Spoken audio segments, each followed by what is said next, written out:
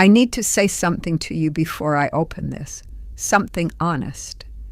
You have probably already seen 3 or 4 divine letters today, maybe more. They come every morning now, don't they? Messages from angels, prophecies with your name on them, letters from heaven, one after another, all of them urgent, all of them personal, all of them claiming to carry the exact word you have been waiting for. I know, because I see them too. And I am not going to pretend this is nothing like those, but I am going to show you why it isn't. Every one of those other letters arrives as a file, as a video, as text on a screen that someone typed somewhere and uploaded. This one arrived differently. This one arrived as a sealed physical envelope, with something inside it that I have never seen in a digital divine letter before. Something that changes what this is entirely. Something that when I tell you what it is, you will understand immediately why today is not the same as yesterday.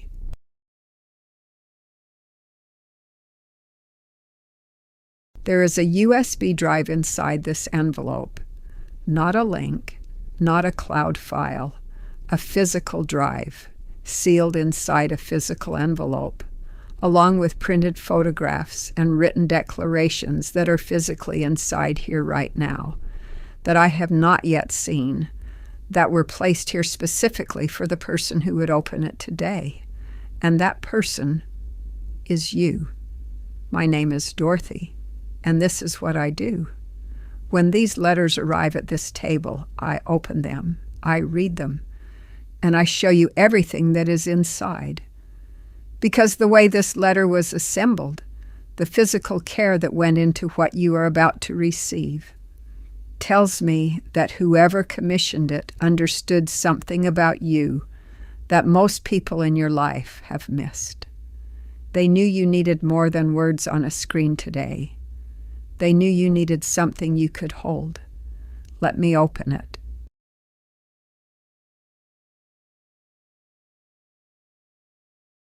Seven photographs, 7 declarations, all of them printed, all of them sealed in here with the letter. I am going to show every single one to you at the exact moment the letter instructs me to, not before, at the right moment. Because this letter was written with a sequence, and the sequence matters. If you leave before the end of this letter, you will miss the one image and the one declaration that was placed in this envelope specifically for where you are right now. I do not know which one it is yet, but by the end, you will know. Let me plug this in.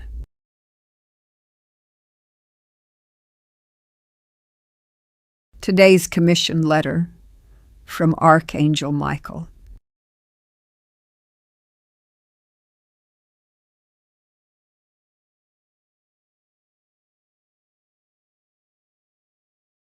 Stop. Right now. Stop what you are doing and listen. Because something happened to you recently, and you have not been able to explain it to a single person. Not fully. Not in a way that made them understand what it actually felt like. It came in the quiet hours, when the house was completely still, when there was no sound, except a silence so deep it had weight to it. Almost like a presence standing in the room with you. Or it arrived in the middle of an ordinary afternoon, without invitation, without warning, and something moved through you. A chill that had nothing to do with temperature, an emotion that rose with no traceable cause, a thought that landed in your mind already fully formed, as though it had been handed to you from somewhere far beyond your own thinking. And the thought was this: something is about to change. Not a wish, not a vague, drifting hope dressed up as spiritual language. something specific, something that had the texture of a notification rather than a feeling, as though a decision had been made somewhere in the invisible realm. A signal had been dispatched, and it traveled through every layer of the unseen world and landed inside your chest with a weight you are still carrying right now, today, in this very moment. You know exactly what I am describing, because you felt it. And that is why you are here. That is why, out of everything the world placed in front of you today, something in you reached for this. Not by accident, not by an algorithm making a lucky guess, by design, by something older, more deliberate, and more purposeful than any technology ever constructed by human hands. Today, you were meant to receive a message, and I tell you plainly, this is how it arrives. My name does not matter. What matters is what I am carrying for you today. What matters is what the commander of heaven's armies, the one the scriptures call Michael, Prince of God's celestial forces, the warrior before whom darkness trembles, commissioned to be declared today, not to a crowd, not generally, to you, the one who has been waiting longer than feels reasonable, the one whose faithfulness has gone unwitnessed by almost everyone around them, the one who asks, in the most honest corners of their heart, whether the God who swore never to forsake them has perhaps been looking the other direction. Hear me. He has not been looking the other direction. He has been watching every single moment, without exception, without interruption, without the smallest lapse of attention. And today, through these words, he is looking directly at you. The first image in this envelope. This is what the letter showed me when it arrived. Look at this carefully. This is what Michael looks like when he is commissioned for your life. Take a moment. Receive what you see.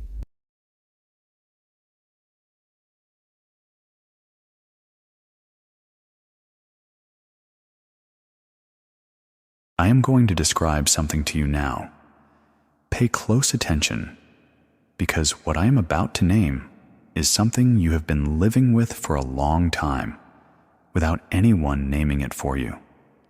You have been carrying a weight, not a metaphorical weight, an actual, physical, detectable weight that sits somewhere between your sternum and your throat. It is there before you are fully awake in the morning. It is there in the quiet moments when you have no task to perform and no distraction to hide behind. It is there at night when the house has gone silent and it is just you and the ceiling and the dark. Most people in your life do not know about this weight. You have become extraordinarily skilled at moving through your days with it intact, smiling at the appropriate moments, answering fine when people ask how you are, functioning so competently on the outside that no one, not one person, would guess what is happening on the inside. But I'm not going to let you stay in that pretense today. Not today. Here is what that weight actually is. It is not depression, though it has borrowed depression's texture. It is not anxiety, though it has borrowed anxiety's language. That weight has a name. It is called spiritual compression. It is the pressure that accumulates in a soul that was built for a larger life, but has been living in a smaller one. It is what happens when purpose is deferred, when truth is suppressed, when the authentic, God-designed, heaven-commissioned version of who you are has been edited again and again to fit into spaces that were never designed to hold you. And it is also the pressure of knowing something, something you have not yet been free to fully acknowledge. That is what today is about. Not cheerful spiritual platitudes that sound beautiful and change nothing. Not that. Today is about the specific, concrete, heaven-directed work that has been operating in your life. The reason for the wait, the reason for the waiting, and the reason that today, of all days, is the day the compression begins to break. Hear this. Heaven does not dispatch urgent messages on ordinary days. The fact that you are here, receiving this, today, is not accidental. This is the appointed time, and appointed times do not come without purpose. The letter included this declaration. Read it. Let it land.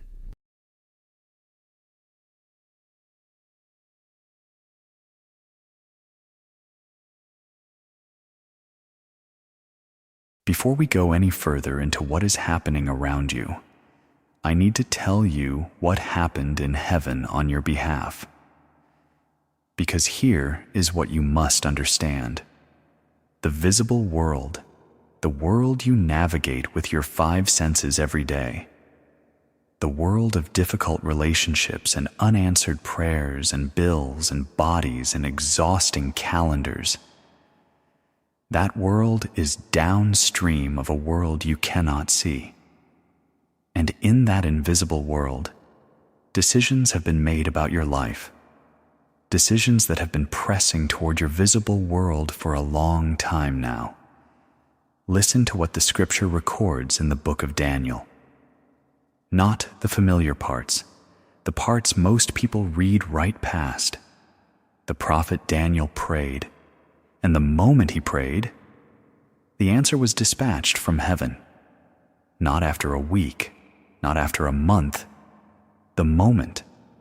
But the answer did not arrive for 21 days because it was being resisted, blocked, held back by a force the angel described as a prince of Persia, a spiritual power actively standing between Daniel and the answer God had already sent. Do you understand what that means for your life? It means your prayers were heard, every one of them, on the exact day you prayed them. It means the answers were assembled and dispatched immediately. It means the delay you have been enduring has not been divine silence. It has not been divine forgetfulness. It has been divine combat. There's been a battle raging in the invisible realm over whether what God prepared for you would actually reach you. And Archangel Michael, the same warrior who broke through for Daniel, is the one fighting that battle on your behalf right now. And today, the breakthrough comes, not metaphorically, not someday in the distant future. Today, the resistance that has been blocking what God intended for your life is being engaged and dismantled by the most powerful warrior force in all of creation, the Prince of Heaven himself, the one who cast down the adversary with unimaginable authority, the one whose very name means, "Who is like God?" Because the answer to that question is nobody. Not one force in the created universe, not one power in any realm. Nobody. That warrior has your breakthrough on his agenda. Today, do not let that land softly. Let it land with the full weight of what it means.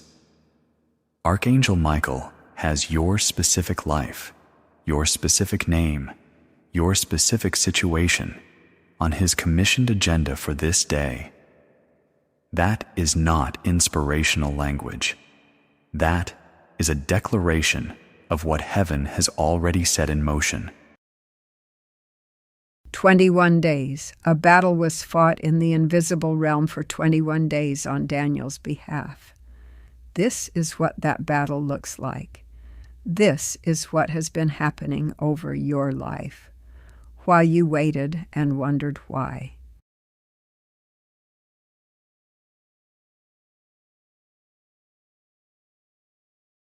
Now, I am going to show you something.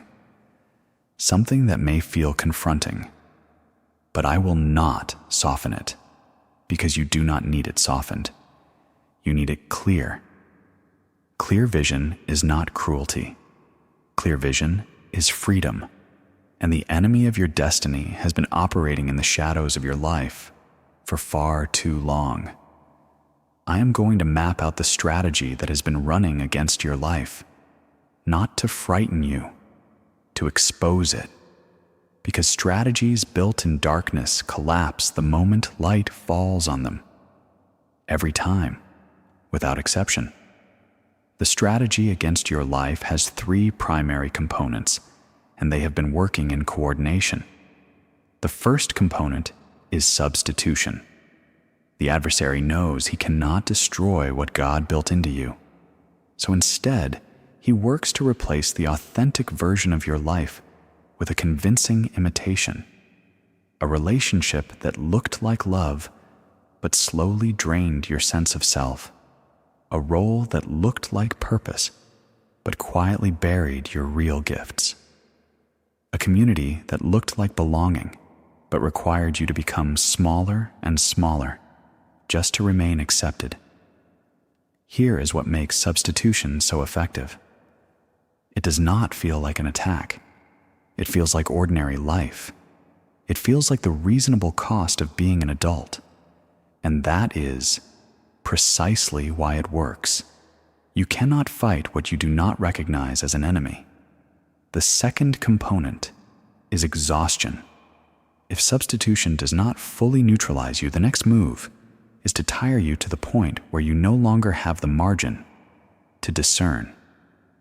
Because discernment requires space. It requires quiet. It requires a level of mental and emotional reserve that simply does not exist when you are running on empty.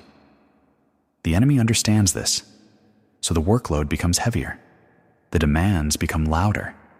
The needs of people around you become more insistent. Sleep becomes thinner. And the cumulative result is a person who is too depleted to notice what is being steadily taken from them. Does that describe your recent months? Does it? The third component is isolation, not the sacred solitude that God uses for formation, the manufactured kind, designed to cut you off from the voices that would speak truth to you, from the people who would see through the substitutions, from the community that would recognize the exhaustion and refuse to participate in it. Once isolated, the manufactured narrative runs unchallenged. The version of you that the enemy built, small, uncertain, worn down, past your best days, begins to feel like the only version that exists. But here is what destroys every strategy built in darkness. The moment it is named, every one of those components, the substitution, the exhaustion, the isolation, is being named today. Named, seen, exposed, and submitted to the authority of the one who's been commissioned to dismantle every weapon formed against you. And let me tell you something about how Michael dismantles. He does not proceed carefully. He does not hesitate. He does not negotiate with the structures of darkness. He moves with the absolute, uncontested, heaven-backed authority of the commander of God's armies. And those structures fall. Stay with this, because what this letter is about to name next is something in your personal circle, and once you hear it, you will know immediately who it is talking about. 3 weapons, all 3 exposed. Hear this declaration.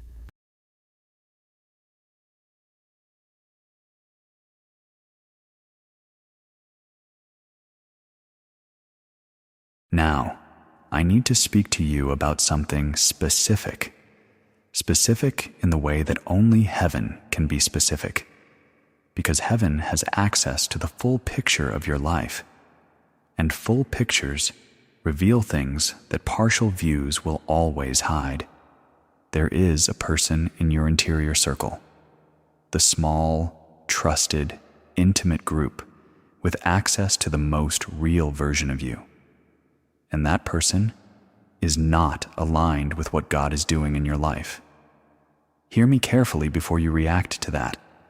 I am not telling you this person is purely malicious. I am not telling you they wake up every morning designing your destruction. They may genuinely believe they love you.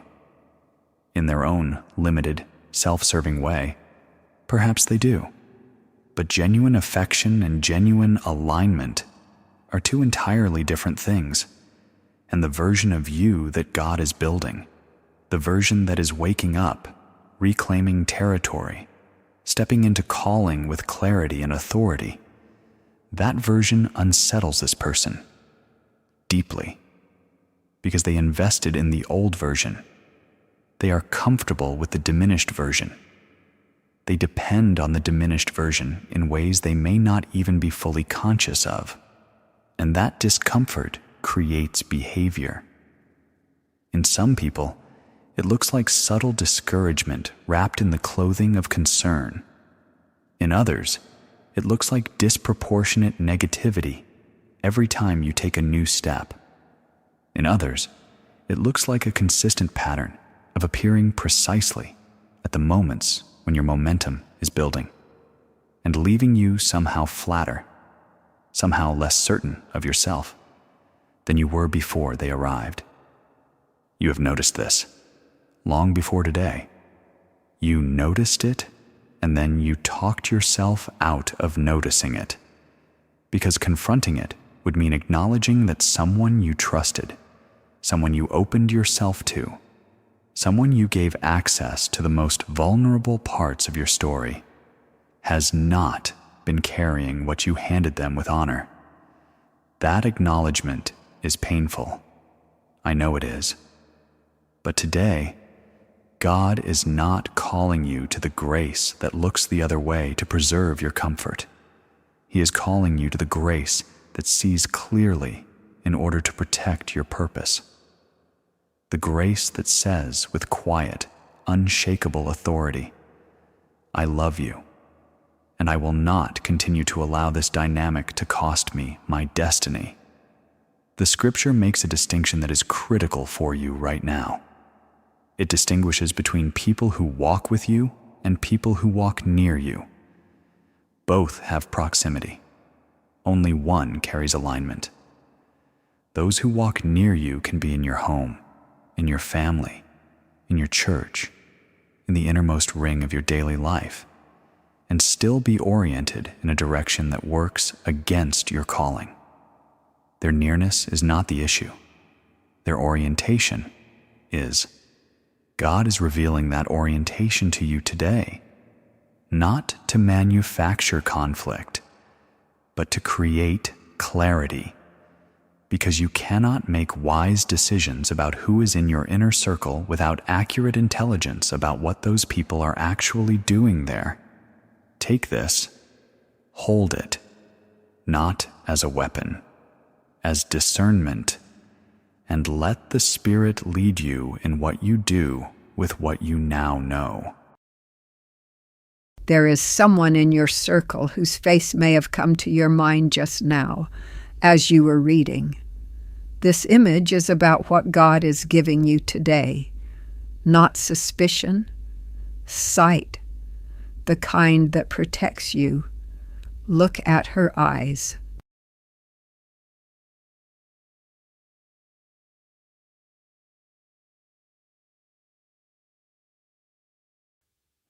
Something is happening in you, and I need you to stop dismissing it. A sharpening, a clarity that has been arriving in increments over these last months, as though someone has been steadily removing decades of accumulated dust from a window that you had stopped even looking through. And as that window clears, what you see through it is both more beautiful and more confronting than anything you have seen before. What is developing in you has a name. The ancient texts call it prophetic perception, and I will tell you right now what it is not. It is not the exclusive property of ordained ministers or people with prominent platforms. It is not a special spiritual gift reserved for a rare and religiously impressive few. It is the natural consequence of a soul that has been through extended seasons of pressure, grief, waiting, and refinement. A soul that has had the comfort of distraction stripped away and was forced to develop interior senses that most people never access because they never have the necessity to. Consider what happens to human vision in complete darkness. When you first enter a dark room, you see almost nothing. But if you stay in that darkness, if you remain when every instinct says, flee, your eyes begin a process of adaptation. The cells in your retina that specialize in low light detection activate in ways they would never activate in normal lighting.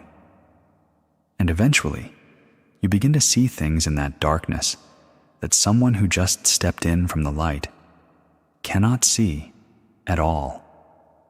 Your wilderness season did precisely that to your spiritual sight. The removal of the noise, the crowded schedules, the constant social stimulation, the relationships that kept you perpetually busy and perpetually depleted, forced your interior perception to develop in ways it never could have in a more crowded life. You have learned to read what is not said as powerfully as what is. You have developed a sensitivity to the truth underneath the surface of people and situations that operates far beyond ordinary analysis. You know things. You know them in a way that bypasses observation and deduction entirely. You simply know. This is not paranoia. Let me say that with complete authority. This is not overthinking. This is a gift, a costly gift, forged in the very trials that felt most like punishment. Everything done to you by those who meant it for destruction. The betrayals, the abandonments, the sustained seasons of opposition. God received every one of those things as raw material, and He built something in you with them that can never be taken back. He built sight. The question is no longer whether you have this sight. You do. The question that matters is whether you will trust it, whether you will let the clarity it provides actually govern your decisions, your relationships, your yes and your no, your open doors and your firmly shut ones. Whether you will honor what you know, even when what you know is inconvenient, even when acting on it demands courage, even when the people around you are not yet seeing what you see. Today, with full authority, heaven declares, trust it, act on it. What you perceive is real. What you know is accurate. Your discernment is functioning exactly as God designed it to function. Stop overriding the compass. Stop. Let it lead. What you were told was paranoia. God calls it something else entirely. This is what He calls it.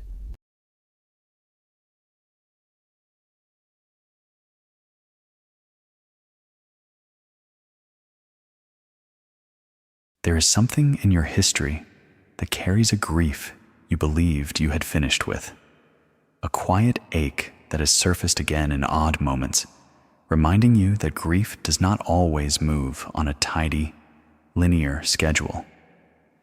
There was a door that closed, a relationship perhaps, a career that seemed constructed specifically for who you are, a dream you had tended for years, prayed over faithfully, protected carefully, and then watched apparently die with no adequate explanation.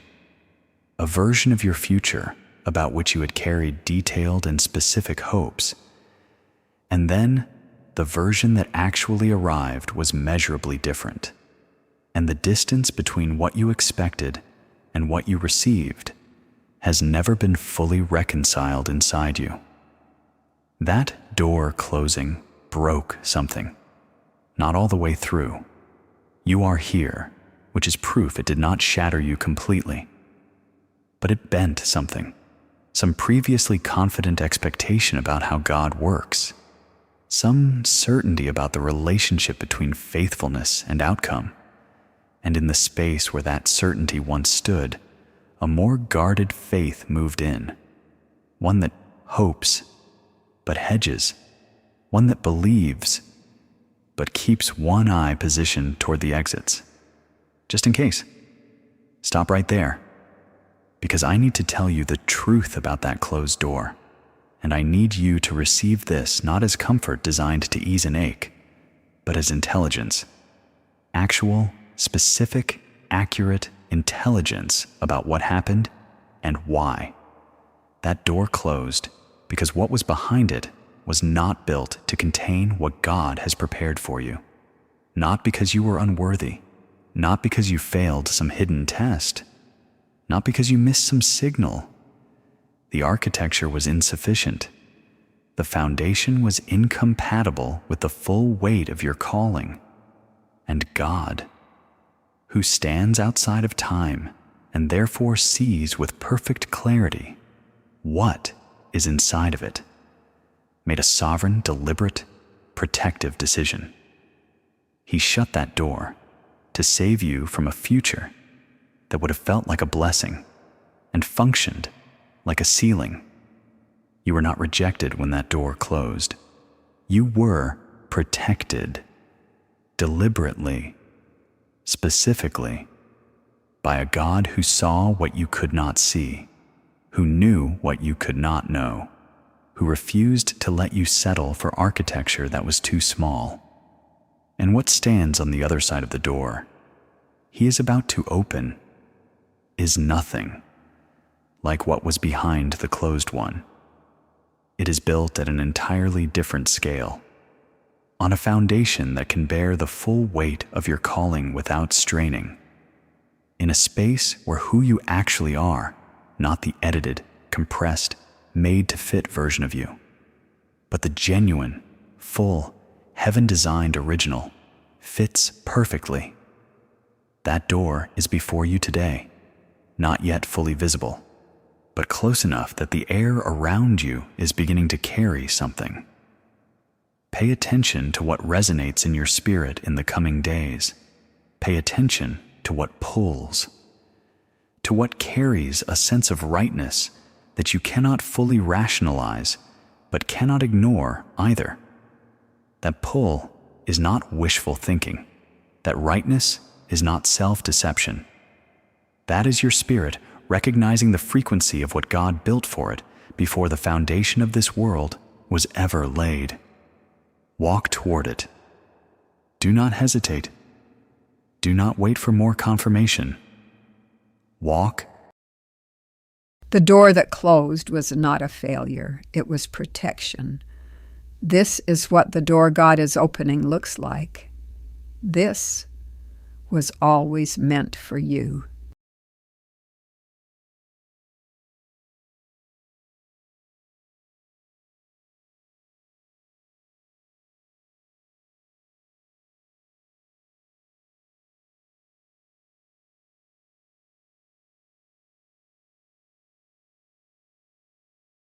Hear this, because the world has lied to you about waiting, and that lie has cost you more peace than almost anything else. Waiting is not passive. Waiting, done in faith, done with your hands open and your eyes on God, rather than on the clock, is one of the most active and transformative disciplines a human being can undergo. The world will never tell you that, because the world has no framework for what waiting produces in a soul that endures it faithfully. The world calls waiting lost time, wasted time, a gap to be escaped as quickly as possible. The world has no patience for waiting because the world has no understanding of what waiting actually does. Heaven calls it something entirely different. Heaven calls it construction. The season when everything needed for the next phase is being assembled in ways that are completely invisible to the person waiting. Not inactivity, underground activity, deep, foundational, invisible work in the architecture of a life. God building in the hidden what will be absolutely necessary in the open. Consider the most structurally formidable buildings in the world, the ones that reach highest into the sky. Do you know what they have in common? Their foundations go the deepest into the ground. The foundation phase is always the longest, most expensive, least visible, and most critical part of the entire construction. Years of work that produces nothing visible above the ground. And then, when the foundation is complete, the building rises with a speed and surety that appears almost miraculous to those who did not watch the underground work. You are that building, and God has been doing foundation work. Understand this. The depth of the foundation laid in you during this waiting season is directly proportional to the height of what is going to be built on it. And the height God has in mind required a very deep foundation, one that could not be rushed, could not be shortcut, had to go all the way down to the bedrock of your character, your faith, your identity, your understanding of who God is and who you are before Him. That foundation is now complete. What comes next comes quickly. What took years in preparation emerges in months of manifestation. And those who watched your waiting season, those who interpreted your stillness as stagnation, those who wondered why you were not further ahead, will find themselves watching in astonishment as what God built in you rises with the surety of something that was always, always inevitable. Because it was. What God builds is always inevitable. He does not lay foundations for buildings He has no intention of completing. What He started in you is coming to full completion. The completion is on its way. Today is the day you begin to see the first sections rise above the ground. The foundation God built in you was never visible to anyone watching until now.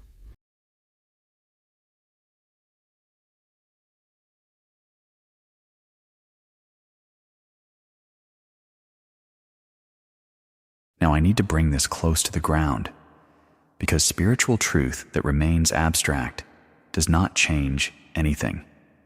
And the God who came in flesh to walk among us is not a God of abstractions. He is a God of specifics. He is interested in the actual flesh and bone, daily living details of your actual life. So let me be specific about what Archangel Michael's commission over your life covers. It covers 5 territories, and every one of them is under his sword today. The first territory is your mind. Hear me on this. The battle for your mind has been the most sustained, most sophisticated, and most relentless of all the attacks against your destiny. Because the adversary understands a truth that he has used against God's people for thousands of years. If he can control the narrative inside your head, he does not need to do anything else. A person who believes the wrong things about themselves will self-limit more effectively than any external force could ever limit them. The weapons of this battle are intimately familiar to you. The voices that say simultaneously that you are too much and not enough. The thought spirals that begin with one small fear at 3 a.m. and build into something enormous by 4. The replays of past failures that run most vividly precisely when you are standing at the edge of something new. The comparisons that always position you at a disadvantage. Today, Michael's sword does not suppress those patterns. It severs the root, severs the agreement with the lie. And what replaces those thoughts is not a more optimistic version of the same lie. It is truth, clean, clear, Spirit-imparted truth about who you are and what you carry. The second territory is your relationships. Michael's commission in your relational world today is one of divine calibration. The relationships aligned with your calling are being strengthened. The ones that are not are being surfaced, brought to the light of clarity so you can see them for what they are and make the choices that wisdom demands. And new relational connections, ones with people who carry your frequency, who understand the language of this journey, who will build rather than borrow, are being positioned in your vicinity right now. Watch for the unexpected conversation. Watch for the person who understands you without requiring extensive explanation. Watch for the connection that feels like recognition rather than introduction. Those are not coincidences. Those are divine placements. The third territory is your health. Many of you have paid a physical price for this season. The body and the spirit are not as separate as Western medicine pretends they are. Spiritual compression produces physical symptoms. Today, as that compression begins to lift, watch for corresponding shifts in your body. Tension that has lived in your muscles so long you stopped feeling it. Beginning to release. Sleep becoming deeper. An energy beginning to return that you had almost forgotten was native to you. Receive this, and if you carry specific physical needs that have gone unaddressed, let today be the day you bring them clearly, specifically, and without apology before the God who heals. The fourth territory is your finances. Many of you carry financial weight that has a spiritual dimension beyond its practical one. There are resources that belong to you by covenant that have been blocked, misdirected, and delayed by the same forces at work across every other area of your life. Today, Michael's commission includes the release of those resources. Do not receive this as passive waiting. Receive it as a call to activate your authority, to expect, to claim, to act wisely and boldly in the financial arena of your life, with the full assurance that God's provision for you is real, it is specific, and it is already assembled. The fifth territory is your purpose. This is the territory that everything else flows from. This is the ground the adversary has guarded most ferociously, because it is the ground that poses the greatest threat to his kingdom, if it is ever fully activated in you. And I will say this plainly. Your purpose has not expired. It has not been handed to someone younger. It has not been disqualified by your mistakes, your delays, your detours, or the years you spent wondering if any of it was real. Your purpose is intact. It is alive.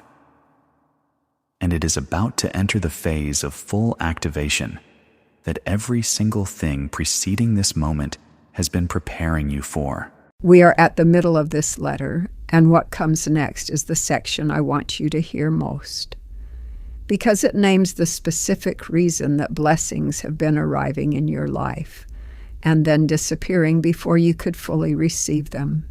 Stay. This answers the question you have been asking for years. 5 territories: mind, relationships, health, finances, purpose. Michael's sword is over all 5 right now. This is what that commission looks like.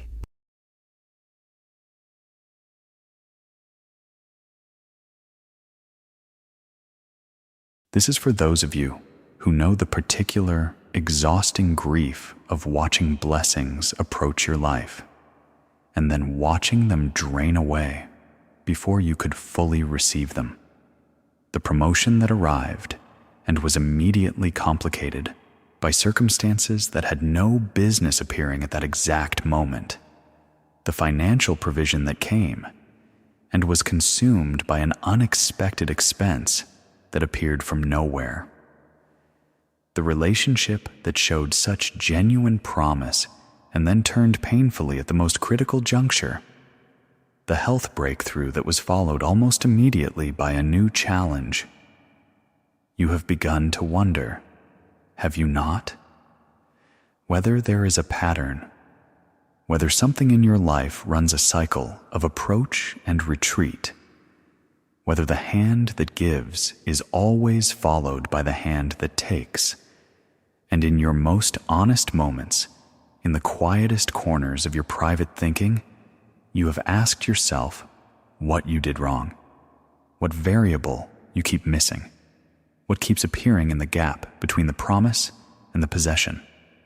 Today, God is naming that variable, not to shame you, not to condemn you, to free you. The variable is what the scripture calls a devourer, a force that specifically, intentionally targets the harvests of people under divine covenant, that monitors the precise moment when provision is in motion and inserts itself into the gap between the blessing dispatched and the blessing received. And the prophet Malachi addresses this with a directness that should shake every obstacle standing between you and your inheritance. God does not say he will try to rebuke the devourer. He does not say he will consider it. He says, I will rebuke the devourer for your sake. Present tense, active voice, personal commitment from the God of the universe. That rebuke is being issued over your life today. Everything that intercepted your harvests, the financial erosions, the relational disruptions timed precisely at critical junctures, the health setbacks that arrived exactly when you needed full strength, the sudden complications that materialized with suspicious timing every time something good was forming. Those were not coincidence. They were not random misfortune. They were not karma or fate or bad luck. They were a coordinated strategy to prevent your covenant inheritance from ever reaching you. And today, that strategy is being rebuked, and the inheritance that was intercepted is being redirected, returned, restored. And here is what you must understand about restoration in the economy of God.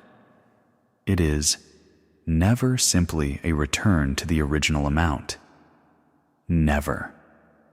The law of sevenfold restoration runs from the book of Proverbs to the book of Job, to the testimony of every person who has been through what you have been through and come out standing on the other side.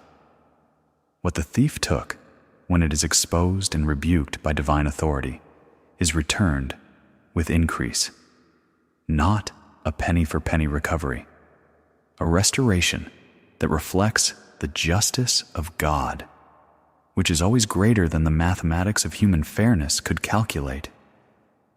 What is yours is coming back, and it is coming back with the addition that comes from the God who rebukes the devourer and then opens the windows of heaven.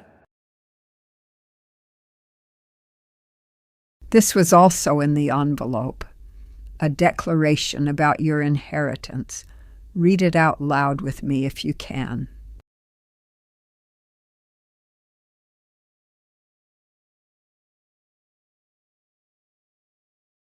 Stop.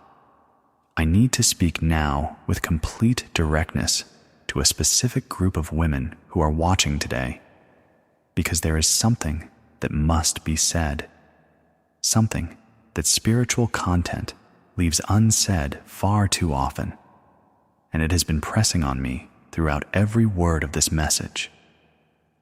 I am speaking to the woman who became so extraordinarily skilled at caring for everyone around her, that somewhere along the road, she lost the thread of her own life?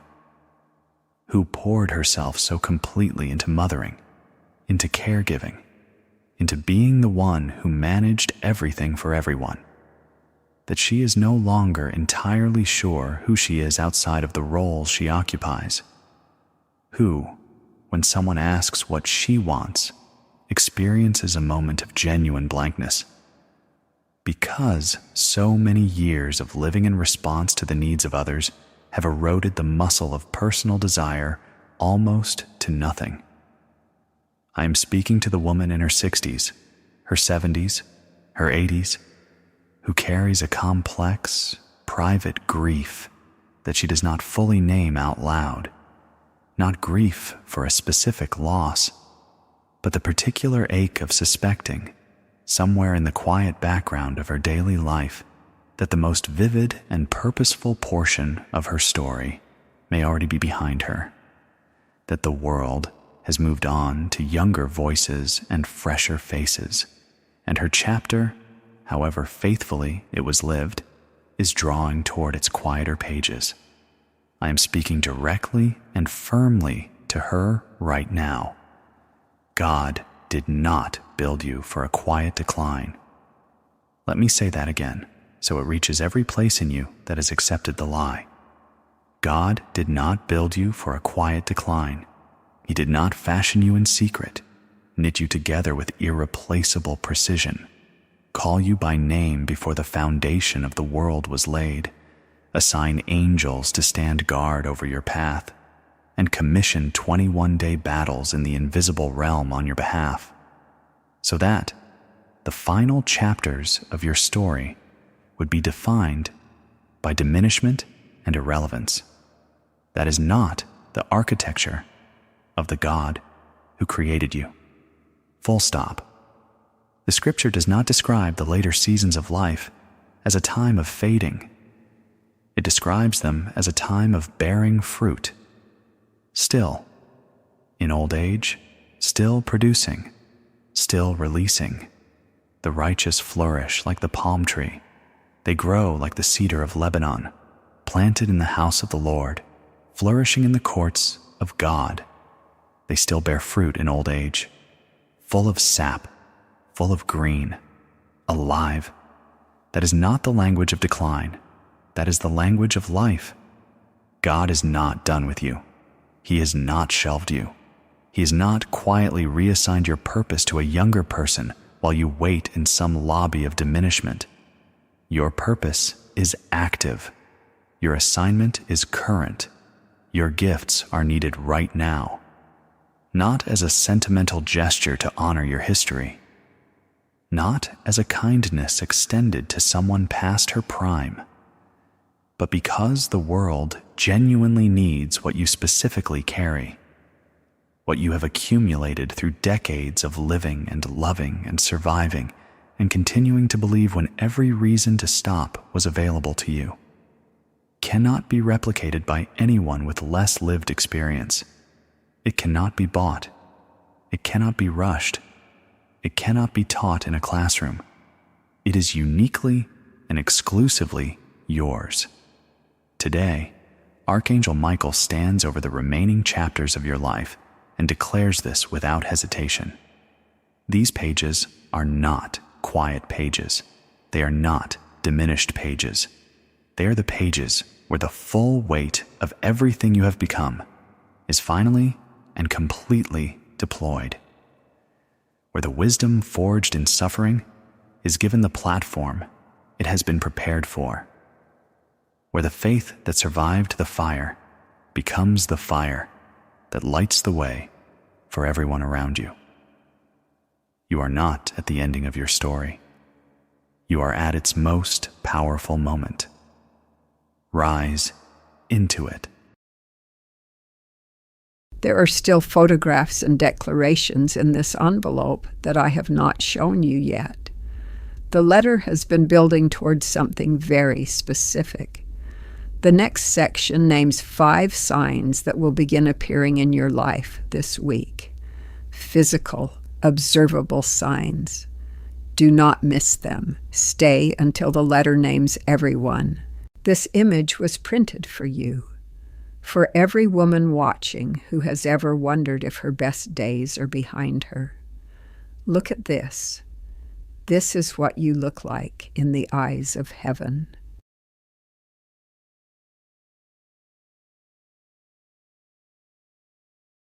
There are signs appearing in the natural world right now. Observable, specific, verifiable. Signs that heaven uses to signal the proximity of a breakthrough. They are not superstition. They are not wishful imagination. They are the visible echoes of invisible movement already underway. And today, I am equipping you to recognize them when they appear. The first sign is unexpected reconnection. Someone from your past, someone whose connection to you carries a significance you perhaps underestimated at the time, will reach out. Or you will think of them with an unexpected intensity that moves you to reach out first. Do not dismiss this as nostalgia. It is architecture. God is positioning a piece of the structure He is building in your next season. Receive the reconnection. Act on it. The second sign is a door opening in an unexpected location. The breakthrough you have been anticipating may have had a very specific form in your imagination. A specific opportunity, through a specific channel, in a specific sequence. And because you have been watching for it in that form, you may have almost missed it arriving in a completely different one. Pay close attention to what opens with unusual ease over the coming weeks, especially in areas you are not specifically focused on. Ease is a spiritual signal. When something moves with unusual ease, it is because the way was prepared. The third sign is sudden clarity about a relationship. Something that has been ambiguous, that has existed in a fog of mixed signals and complicated dynamics for a long time, will suddenly become completely clear. You will see it for exactly what it is, either as something genuinely aligned with your purpose and worthy of your deepest investment, or as something that has served its season and is now requiring you to release it with grace. Either form of clarity is a gift. Welcome it. Even if acting on it demands courage you did not think you had. The fourth sign is a physical sensation of release. Some of you will experience this as a profound, inexplicable sense of lightness arriving on what appears to be an entirely ordinary day, as though a specific weight, something particular, something that has been resident in you for a very long time, has been lifted. When this happens, receive it consciously. Name it out loud. Say it. Something was just released. Something just changed. Because your conscious acknowledgement of God's movement in your life is itself an act of faith that participates with and accelerates what heaven is doing. The fifth sign is a dream or waking vision that carries the quality of communication rather than the random imagery of ordinary dreaming. When a dream contains instructions, a direction, a name, a specific image that recurs, write it down immediately upon waking. Do not trust your memory to hold it through the busyness of the day. Write it down. Pray over it. Ask for the interpretation. Heaven speaks in dreams. The scripture is crowded with examples, and the dream you almost dismissed as nothing may be the most important message you have received in years. Watch for these signs. They are already beginning to appear around you. And every single one of them is Michael confirming, with evidence in the natural world, what has already been decided and sealed in the spiritual one. 5 signs. Watch for every one of them this week. And when you see them, do not call it coincidence.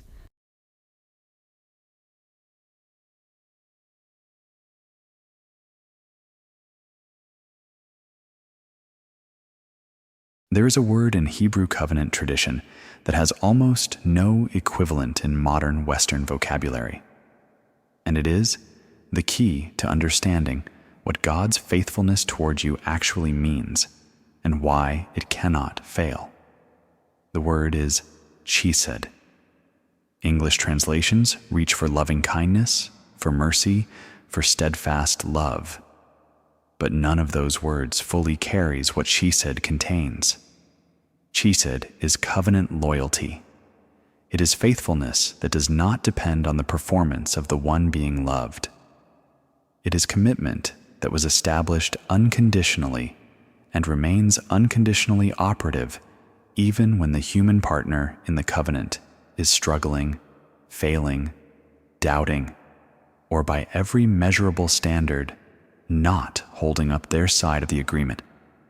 Hear this. Chesed is the love that pursued the prodigal before the prodigal turned toward home.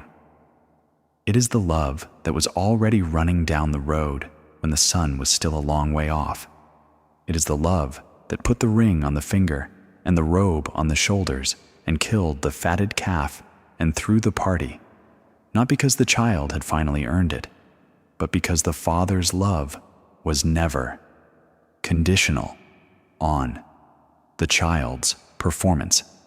That is chesed. That is exactly what God has toward you. And the covenant God made with your future is a chesed covenant. It is not contingent on your perfection, not dependent on whether you have been sufficiently faithful, consistently enough, faithful at the right moments. It is dependent on one variable only, the faithfulness of God Himself. And on that variable, there is zero uncertainty. None. Hear this now, because this is the word I believe many of you have been waiting to receive for a long time. You have been carrying a low-level, persistent uncertainty about whether God's promises for your life are still operative, whether the version of your future written before your birth has survived the mistakes you made along the way, whether the detours and the failures and the seasons of doubt have altered the original design beyond recovery.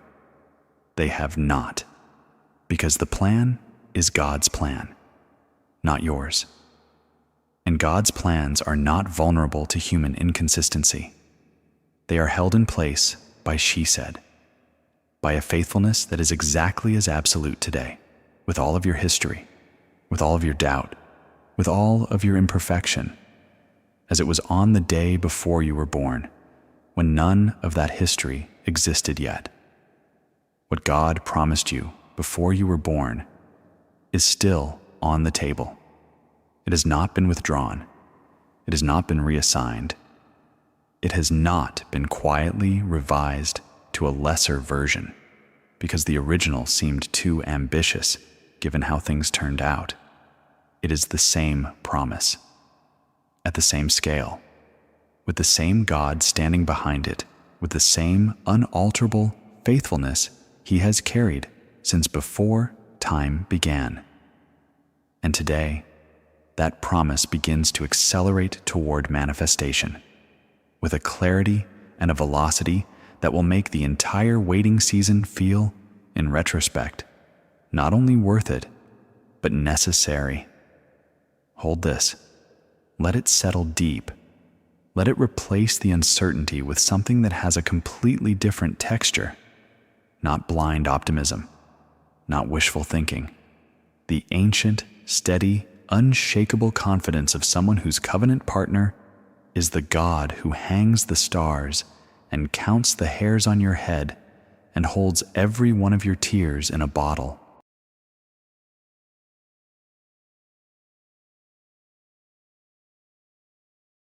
There is something you brought out of your wilderness season, that you have not yet taken a full inventory of.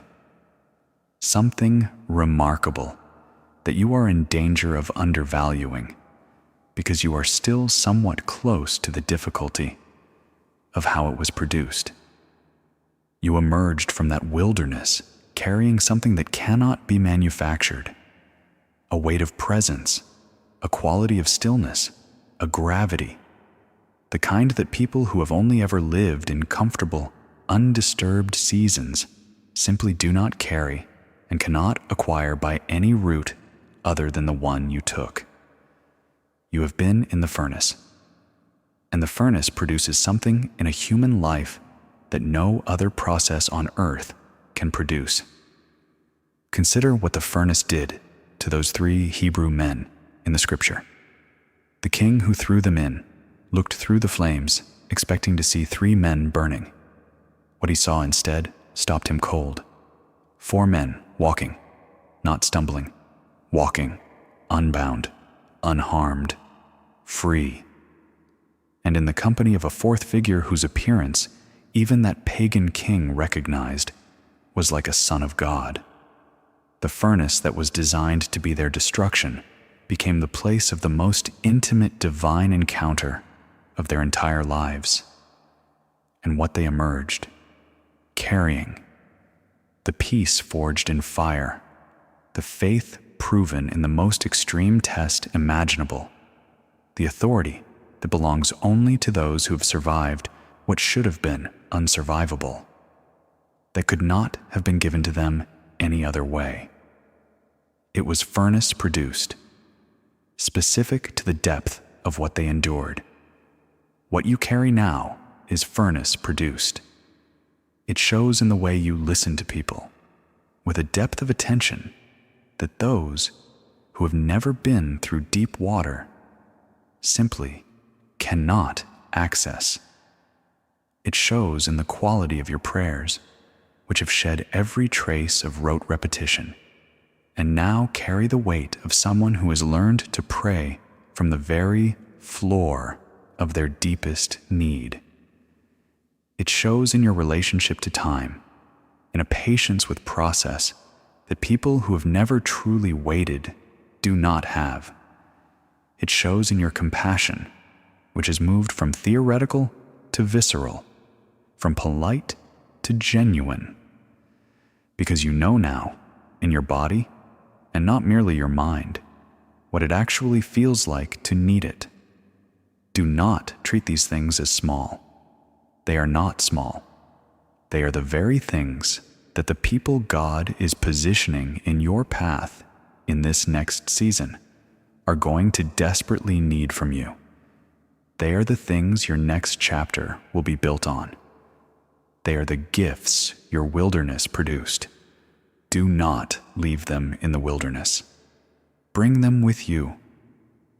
They are among the most valuable possessions you own. The furnace was not punishment. It was production.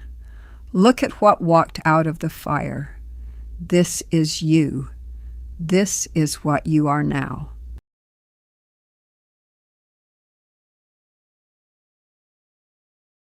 We have arrived at the moment where this message moves from something you received to something you respond to. And I need you to understand why your response matters, why it is not optional, why heaven waits for it. God does not move unilaterally into the spaces of human life. This is one of the most consistently demonstrated, most profound principles in the entire history of how God operates with the people he made in his image. He does not force. He invites. He prepares. He positions. He stands at the door and knocks. But he does not break the door down. He waits for you to open it.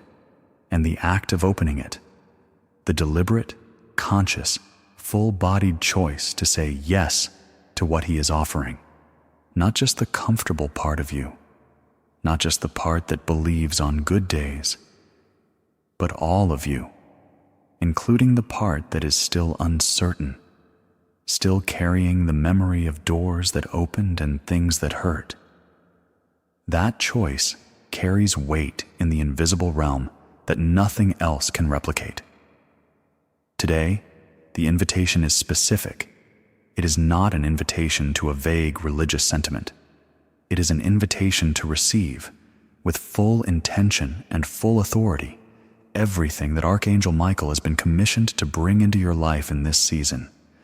So right now, wherever you are, respond out loud. Not in your head, not silently, with your voice, because your voice is the instrument God gave you for participating in the declarations of heaven. When you agree with what heaven is saying, out loud, in the natural world, you are doing something that carries simultaneous weight in both the visible and invisible dimensions. You are creating an alignment between earth and heaven that the Scripture describes with unambiguous authority. Whatever you bind on earth is bound in heaven. Whatever you loose on earth is loosed in heaven. This is the authority God placed inside human beings, and it operates through the spoken word. Say this now. Mean every word. I receive everything God has prepared for this season of my life. I release every agreement I made with smallness, with shame, with the narrative that my best days are behind me. I break every covenant with limitation and declare that I am entering a season of expansion and restoration. I receive Michael's protection over my mind, my relationships, my health, my finances, and my purpose. I declare that the inheritance that was intercepted is being restored. I declare that the doors that need to open are opening. I declare that my latter days carry the full weight of everything God built in me across a lifetime of faithfulness. And I say, yes, with everything I am, to what heaven has been holding ready for me. Amen. That declaration landed. Something moved in the invisible world in direct response to those words. Do not explain it away. Do not minimize what just happened. You agreed with heaven out loud, and heaven registered the agreement. Walk forward differently because of it.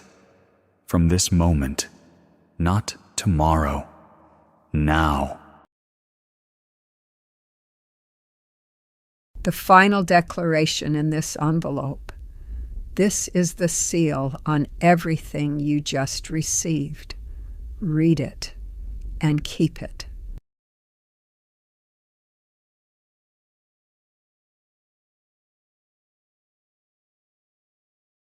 Before I bring this to its close, there is one more thing that must be said, and if you truly receive it, it will permanently reframe the way you understand everything you have been through, everything you survived, everything that felt pointless, unjust, prolonged past what any good God would require, everything that shaped you in ways that no comfortable life could have produced, was not only for you, it was through you.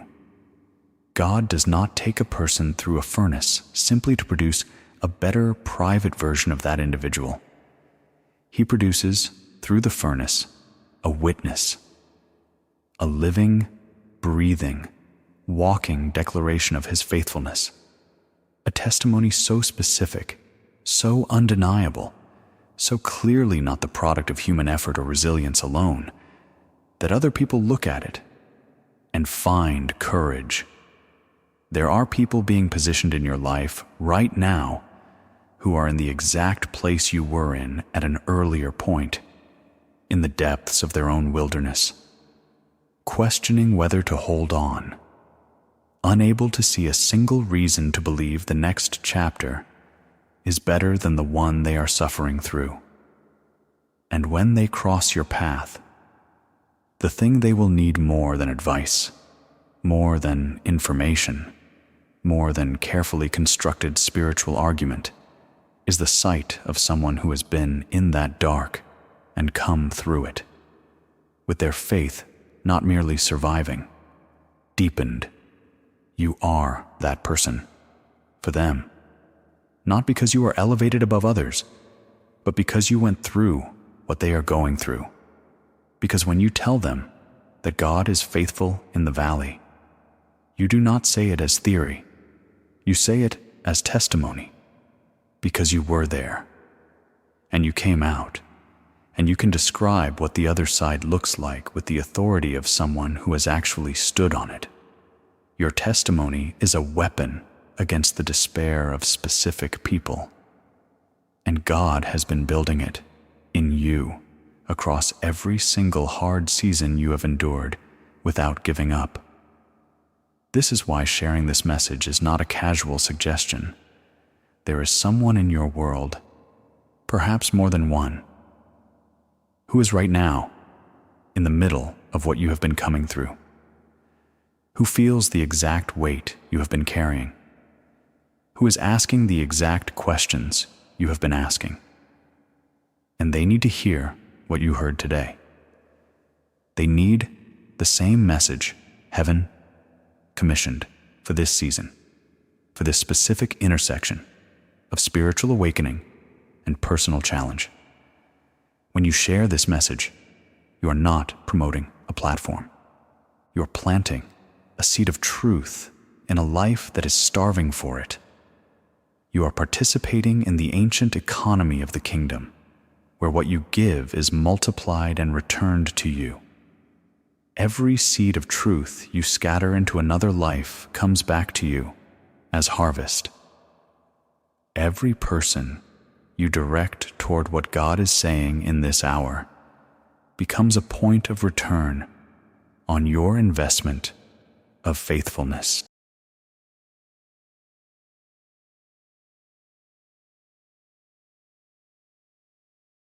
There is one last thing I am carrying, the final word Michael commissioned for this message, and it is the most personal thing I have said. He knows your name. Not as theology, not as a comforting metaphor that applies broadly to 7 billion people. He knows your name. The specific, particular, unrepeatable name that belongs to you alone in all of creation. He knows the name, and he knows the life attached to it. Every year of it, every season, every mountain climbed and every valley endured, every prayer spoken in faith, and every prayer spoken through gritted teeth, barely holding on. Every act of faithfulness and every moment of failure. Every time you chose to keep going when every available reason to stop was within reach. He knows all of it, and his word over all of it, over everything your life has contained up to this exact moment today, is this: well done. Not someday, not when the breakthrough has arrived and the evidence is visible and the story resolves cleanly. Now, today, in the middle of the continuing, in the middle of the still waiting, in the middle of the not yet finished. Well done. You held on. You kept faith. You chose truth over comfort, integrity over ease, God over the 1,000 alternatives the world placed within arm's reach. Well done. And his declaration over what is still ahead of you, over every blank page, every day and season and year that has not yet been written, is equally specific and equally certain. I will be there. Every step. In every battle you do not see coming. In every moment where the weight of choosing rightly feels too heavy for one person to carry alone. In every night that stretches too dark and every morning that arrives too uncertain. I will be there. Not figuratively, not poetically, literally, assigned, commissioned, present, fighting. You do not walk into what is ahead of you unprotected. You do not walk in unaccompanied. You walk as someone whose guardian is the commander of heaven's armies, as someone whose inheritance is being actively guarded, as someone whose purpose is being cleared of every obstacle that attempted to block it, as someone for whom the God of the universe has an active, present, specific, unconditional plan that has survived everything life threw at it and is arriving right on schedule. So go, today, now, into what is waiting, into the fullness of what God prepared before time began and has been assembling across your entire life for this precise moment. The battlefield belongs to Michael. The outcome belongs to God. And the life, the magnificent, purpose-filled, fully restored, abundantly blessed, fiercely protected, heaven-commissioned life, belongs to you. Receive it. Live it. Share it. Amen.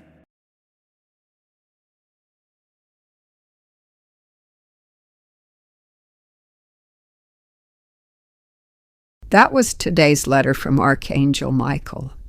I have opened a lot of these envelopes at this table, and every time what strikes me is not the words on the screen. It is what was placed in here along with them. Look at this.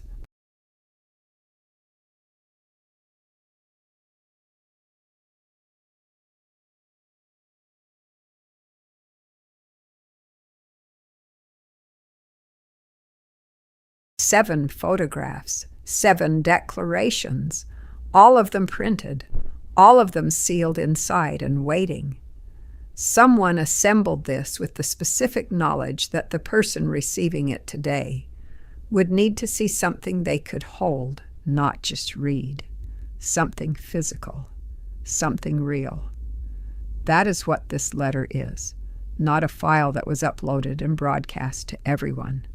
A letter that was assembled for you. If something in what you heard today reached a place that nothing has reached in a long time, then the letter did what it was sent to do, and the only thing left is to do what Section 15 said. Think of the one person whose face came to your mind during this message. Send this to them right now, before you close this, because their breakthrough and yours may be more connected than you know. My name is Dorothy. I will be here when the next envelope arrives.